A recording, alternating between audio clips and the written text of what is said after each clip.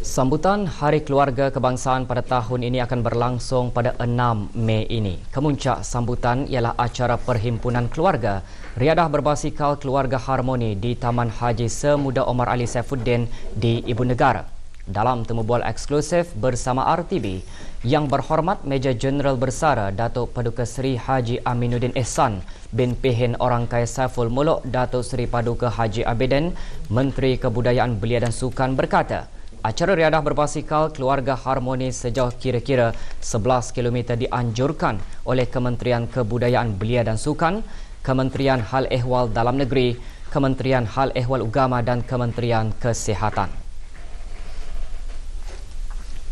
Terlebih dahulu, setinggi-tinggi menjunjung kasih ke hadapan Majlis Kebawah Yang Maha Mulia Paduka Seri Baginda Sultan Haji Hassanal Bolkiah Muhyiddin Wadaulah Sultan dan Pertuan Negara Brunei Darussalam di atas perkenan Kebawah Yang Maha Mulia untuk berangkat bercemar-duli ke acara Perhimpunan Keluarga Riadah Berbasikal Keluarga Harmoni sempena sambutan Hari Keluarga Kebangsaan yang akan diadakan pada hari Ahad 6 hari bulan Mei 2018.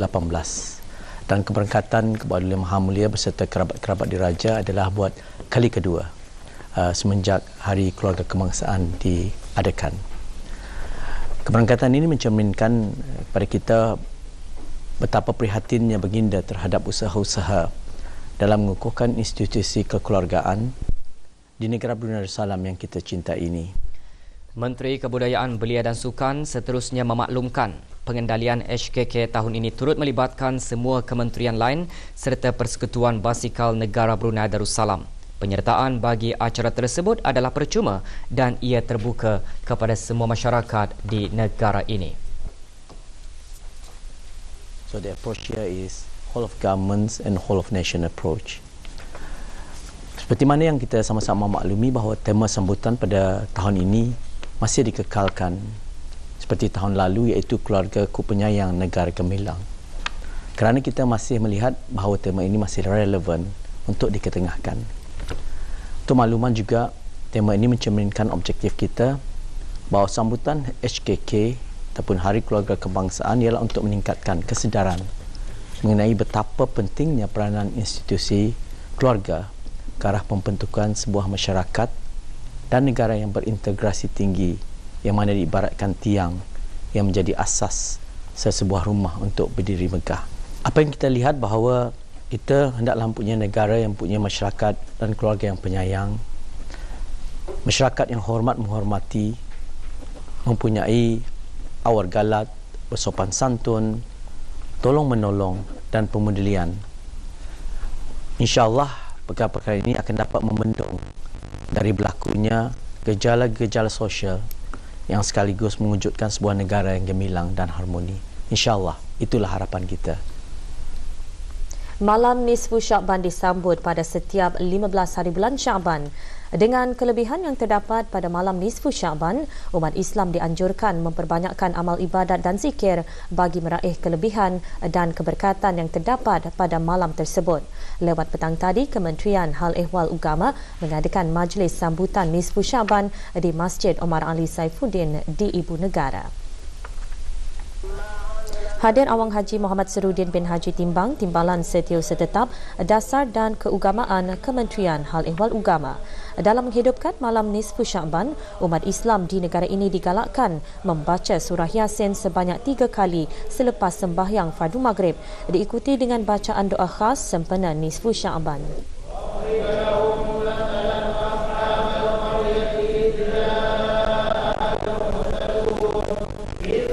Majlis yang sama juga dianjurkan oleh Badan Ugama Islam Pasukan Polis di Raja Brunei. Majlis berlangsung di Surau Ibu Pejabat Polis Gadong. Hadir Datuk Paduka Awang Haji Muhammad Irwan bin Haji Hambali, Pemangku Pesuruh Jaya Polis. Majlis dimulakan dengan sembahyang fardu maghrib berjemaah, diikuti dengan sembahyang sunat hajat, bacaan surah Yasin serta bacaan doa khusus sempena malam Nisfu Syakban.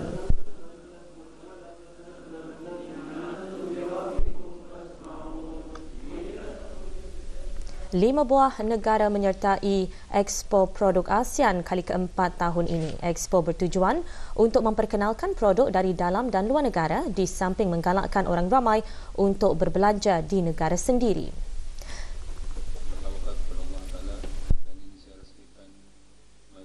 ASEAN Product Expo 2018. Perasmiannya disempurnakan oleh Awang Wardi bin Haji Muhammad Ali Timbalan Setiausaha Tetap Kementerian Sumber-Sumber Utama dan Pelancongan. Lebih 80 pengusaha mengikuti expo yang mengetengahkan produk-produk kecantikan, pakaian, makanan dan minuman. Beberapa aktiviti juga diadakan, antaranya peraduan mewarna, peraduan makan samyang dan pop mie dan pertunjukan reptilia. Expo dibuka bagi kunjungan orang ramai bermula hari ini hingga 6 Mei dari pukul 10 pagi hingga 10 malam. Kecuali Jumaat bermula pukul 10 pagi hingga 12 tengah hari dan 2 petang hingga 10 malam.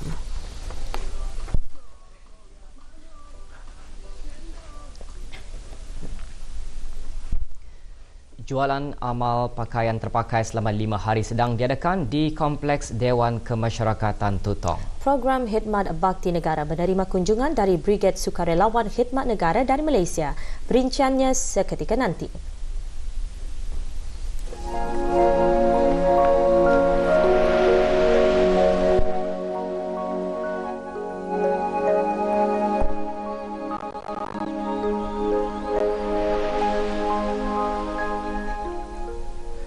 Buku Raja Melakar Sejarah hasil tulisan Yang Berhormat Pihin Datuk Seri Maharaja Datuk Paduka Seri Setia Dr. Ustaz Haji Awang Abdul Aziz bin Junaid Mufti Kerajaan dianugerahkan sebagai buku umum terbaik ASEAN 2018.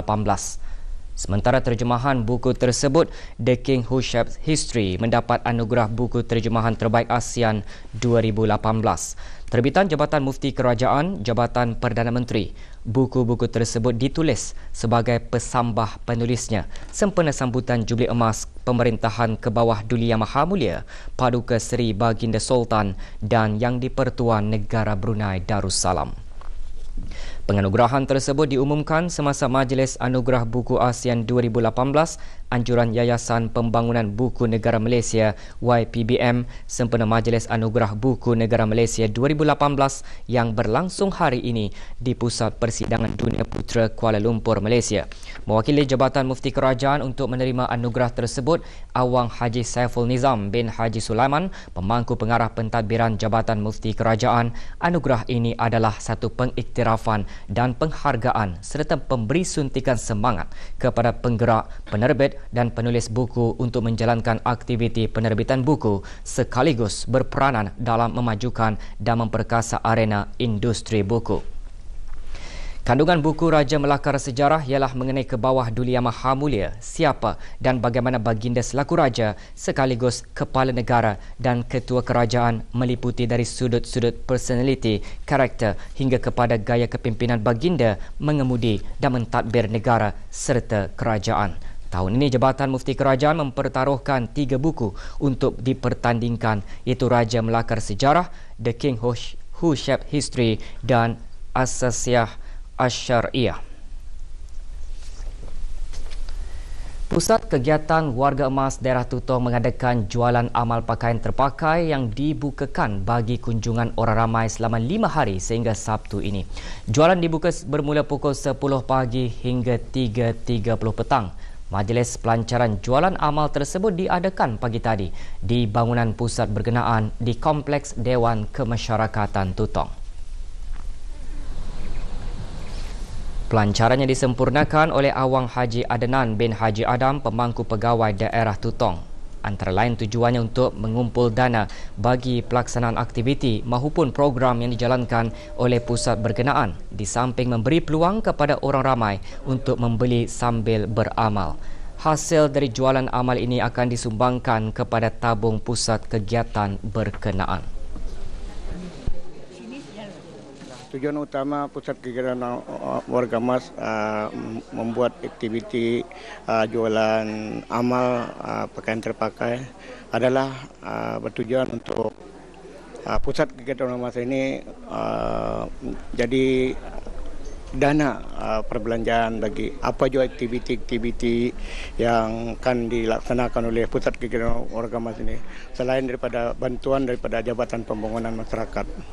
Pakaian yang dijual jadi amalan ini adalah terdiri daripada ahli keluarga Pusat Kegiatan Warga Emas yang mana menyumbangkan pakaian-pakaian yang terpakai untuk dijadikan jualan amal bagi pusat kegiatan warga emas ini. Harapan saya semua masyarakat di daerah Tutungan akan dapat menyumbangkan tenaga, buah pikiran dan amal jariah sedekah akan kami terima dan akan kami sama-sama sampaikan kepada pihak-pihak yang berkenaan. Brigade Sukarelawan Khidmat Negara merupakan alumni program latihan Khidmat Negara Malaysia, iaitu program yang dihasratkan untuk membina jati diri serta ketahanan mental, fizikal dan rohani para belia di Malaysia. Program berkenaan hampir serupa dengan program Khidmat Bakti Negara PKBN yang diungkayahkan oleh negara Brunei Darussalam sejak tahun 2011. Brigade Sukarelawan Khidmat Negara tersebut pagi tadi mengadakan kunjungan muhibah ke kem latihan PKBN di Kampung Batu Apoi, daerah Tempurung. Rombongan seramai 27 orang yang diketuai oleh Puan Masna binti Hamidun, penolong pendaftar Pusat Pembangunan Kemahiran Insaniah, disambut oleh Kolonel Besara Pengiran Haji Zulkifli bin Pengiran Haji Ismail, Pengarah Bahagian Khidmat Bakti Negara, Kementerian Kebudayaan Belia dan Sukan. Semasa kunjungan, selain ramah mesra, rombongan juga diberikan taklimat mengenai program Khidmat Bakti Negara oleh Pengiran Muhammad Nur Hakim bin Pengiran Anak Badio Zaman, Pegawai Tugas-Tugas Khas bagi PKBN. Rombongan juga dibawa melawat ke blok-blok dan kemudahan yang terdapat dalam PKBN.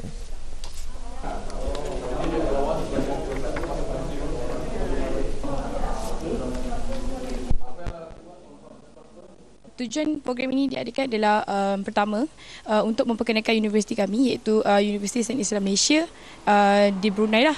Dan kedua, selaku wakil BSKN, kami ingin mengenali lebih lanjut mengenai aktiviti dan juga modul-modul yang diadakan PKBN Brunei. Dan visi dan misi kami adalah untuk melahirkan belia yang boleh berbakti kepada negara dan ada rasa cinta kepada negara.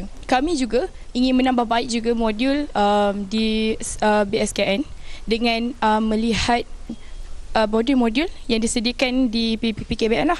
Kedua, kami juga sebenarnya ini adalah program Global Outreach Islamic, iaitu satu program yang mana UC mewajibkan pelajar dia untuk mengadakan program keluar negara. Jadi kami memilih Brunei kerana terdapat PKBN, iaitu program Khidmat Bakti Negara. Hasil daripada lawatan ni, saya dapat lihatlah kalau di Malaysia PLKN ini dipilih, PLKN ini adalah wajib bagi semua belia. Tapi kalau di Brunei, ianya adalah sukarela. Jadi saya nampak kenapa belia-belia Brunei sukarela masuk PKBN kerana dari segi fasilitinya sangat bagus. Modul-modul yang disediakan pun sangat menarik. Jadi saya faham kenapa semangat sukarelawan belia Brunei tinggi dan rela untuk berbakti kepada Brunei.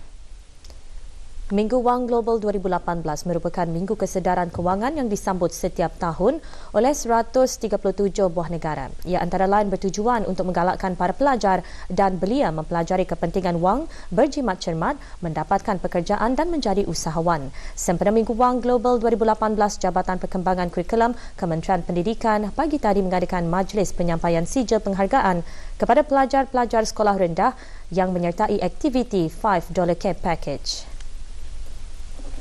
Penyampaian sijil disempurnakan oleh Abang Haji Zulkifli bin Haji Muhammad Yusof, Pemangku Pengarah Jabatan Perkembangan Kurikulum.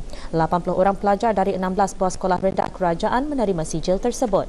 Aktiviti tersebut membuka peluang kerjasama dengan pihak Institut Pendidikan Kebangsaan Singapura dalam menyediakan platform bagi para pelajar untuk berinteraksi dan bertukar maklumat. Selain itu, aktiviti juga memperkenalkan konsep kuasa beli bagi mata wang setiap negara dan menguji kebijaksanaan para pelajar mengenai persoalan what I can buy with $5.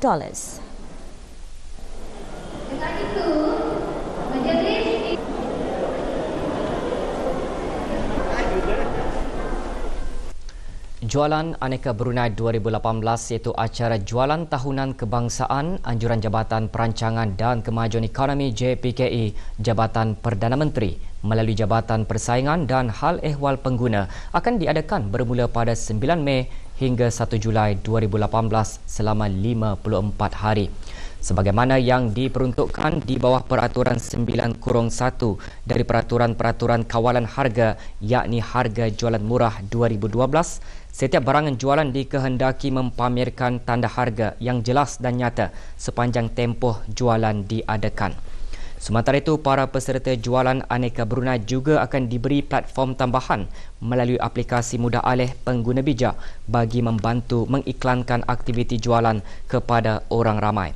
Aplikasi mudah alih pengguna bijak boleh dimuat turun secara percuma di Apple Store dan Google Play Store. Borang makluman berkenaan dan syarat-syarat penyertaan juga boleh dimuat turun melalui laman sesawang JPKE di www.depd.gov.bn atau melalui kaunter pejabat JPKE di Jabatan Persaingan dan Hal Ehwal Pengguna Jabatan Perancangan dan Kemajuan Ekonomi. Borang makluman serta senarai harga yang lengkap hendaklah dikembalikan melalui email kepada sales@jpke.gov.bn atau menghantar terus ke kaunter pejabat JPKE tidak lewat 8 Mei 2018. Sebarang pertanyaan mengenai jualan berkenaan, hubungi Jabatan Persaingan dan Hal Ehwal Pengguna di JPKE atau berjumpa terus ke pejabat JPKE. Taktik operasi sindiket dadah dikongsikan bersama para peserta program Perkampungan Civic lepasan ijazah kali pertama 2018 semasa sesi taklimat dari Biro Kawalan Narkotik. Taklimat pagi tadi anjuran Unit Kenegaraan, Bahagian Kenegaraan dan Kemasyarakatan Jabatan Penerangan adalah bagi 23 orang lepasan ijazah dari institusi-institusi tinggi dalam dan luar negara.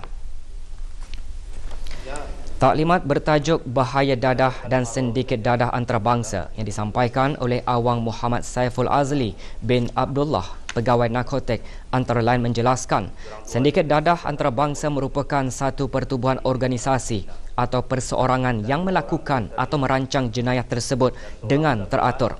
Tambahnya, sindiket ini beroperasi mengikut keadaan dan keperluan semasa dan taktik mereka untuk merekrut anggota kurir adalah di tempat perjumpaan orang awam seperti universiti, kolej dan kafe cyber. Kadang-kadang suruhnya berjumpa di luar negeri, itu sebenarnya salah satu taktik daripada organisasi ini. Bagaimana sindiket ini beroperasi? Orang mempunyai rakyat tadi disimpan orang sel lah, orang-orang kaya. Apa yang dah kali sudah melihat jatuh hati.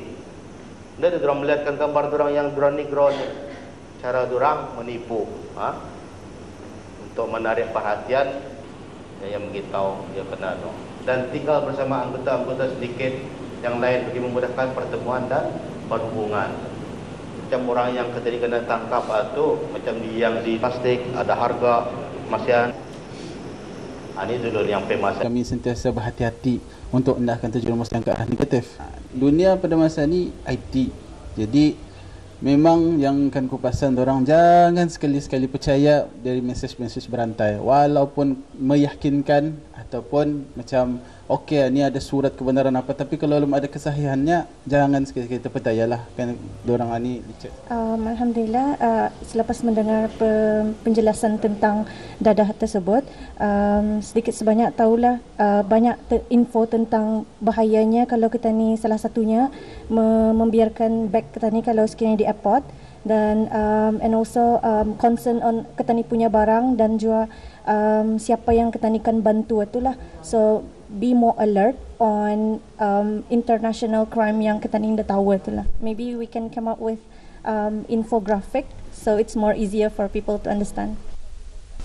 Seorang perempuan rakyat tempatan disabitkan bersalah di bawah Perintah Eksais 2006 oleh Mahkamah Magistrate Bandar Seri Begawan hari ini dan berdepan hukuman denda lebih RM70,000. Rapiah binti Haji Roslan berusia 52 tahun dijatuhi hukuman denda RM71,520 atau dipenjara 3 tahun jika gagal membayar atas kesalahan memiliki 95 karton rokok pelbagai jenama. Tertuduh diberi tempoh 6 bulan untuk membayar denda tersebut manakala semua barangan terlibat dihukum rampas untuk dimusnahkan. Rapiah ditangkap oleh bahagian penguatkuasa undang-undang Jabatan Kastam dan Eksais Diraja pada 19 April lalu di sebuah rumah di kawasan perpindahan Lambak Kanan. 34 buah projek akhir tahun dipamerkan hari ini semasa Hari Pameran Projek Tahun Akhir Pengkomputeran Kreatif Anjuran Universiti Teknologi Brunei UTB. 22 buah projek dihasilkan oleh kohort kedua mahasiswa dari Sarjana Muda Sains dalam Multimedia Kreatif dan Sarjana Muda Sains dalam Media Digital Sekolah Pengkomputeran dan Informatik UTB. Kedua-dua program diperkenalkan pada tahun 2013 untuk memenuhi kehendak industri kreatif bagi para graduan berkemahiran dengan pengetahuan mendalam media digital dan teknologi multimedia kreatif. Sementara itu, 12 orang mahasiswa tahun akhir dari Sarjana Muda dalam Pengkomputeran Internet, Sarjana Muda dalam Pengkomputeran dan Sarjana Muda Sains dalam Rangkaian Komputer dan Keselamatan juga mempamerkan projek masing-masing. Projek-projek akhir tahun ini adalah sebahagian syarat-syarat yang diperlukan bagi para siswazah.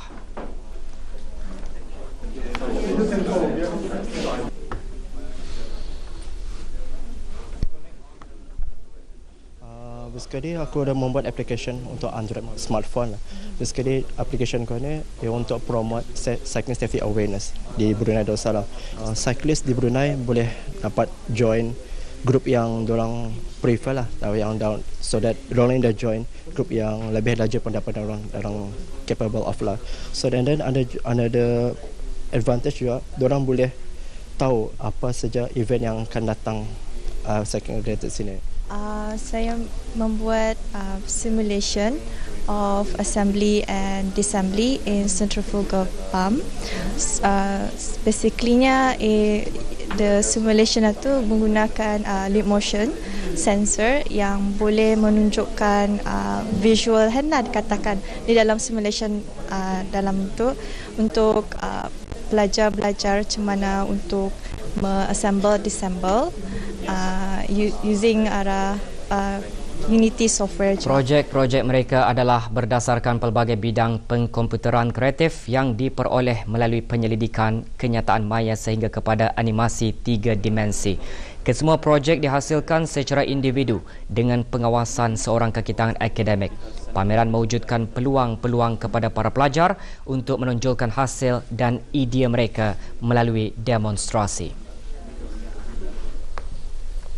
Bekalan elektrik di sebahagian kampung pengasingan daerah Tutong akan ditutup sementara esok bagi memberi laluan kepada kerja-kerja penyelenggaraan rangkaian kawat atas Bolton rendah di kawasan Terbabit. Manakala pada Rabu ini bekalan elektrik akan ditutup sementara di sebahagian kampung Penabai Tutong.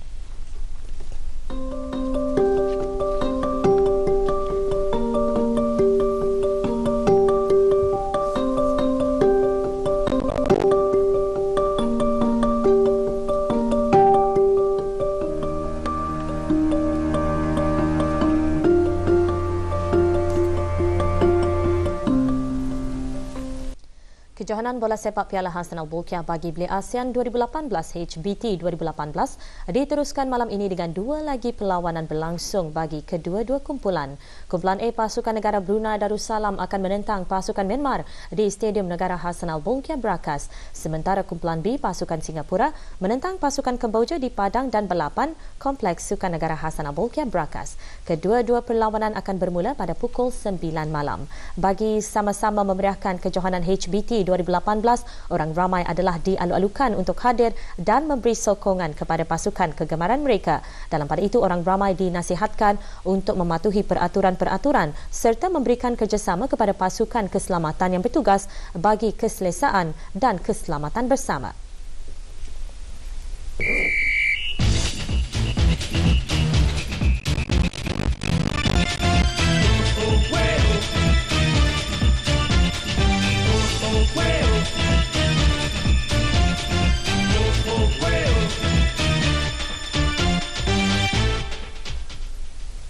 Sementara itu, semalam satu perlawanan dalam kumpulan A berlangsung. Pasukan Thailand seri 1 sama dengan pasukan Timor Leste dalam perlawanan di Stadium Negara Hassan Al-Bolkiah Brakas.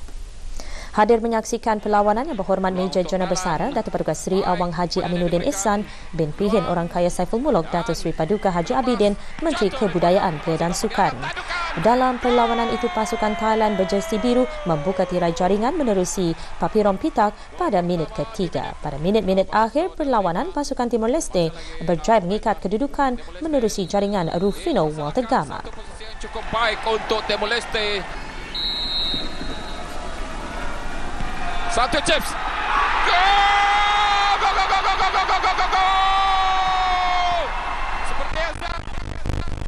Selepas perlawanan semalam, jurulatih pasukan Timor Leste semasa sidang media berkata dengan strategi permainan yang tersendiri, pasukannya berjaya menyamakan jaringan dengan pasukan Thailand walaupun ketinggalan 0-1 pada awal perlawanan.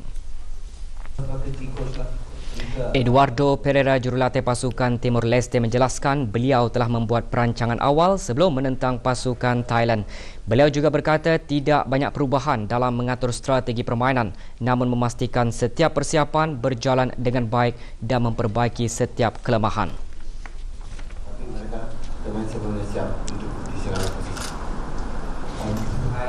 Sementara itu, Itsara Sritaro selaku jurulatih pasukan Thailand berkata pasukannya telah bermain dengan cukup baik pada awal perlawanan, namun pada minit-minit akhir pasukannya gagal untuk mempertahankan rentak permainan mereka.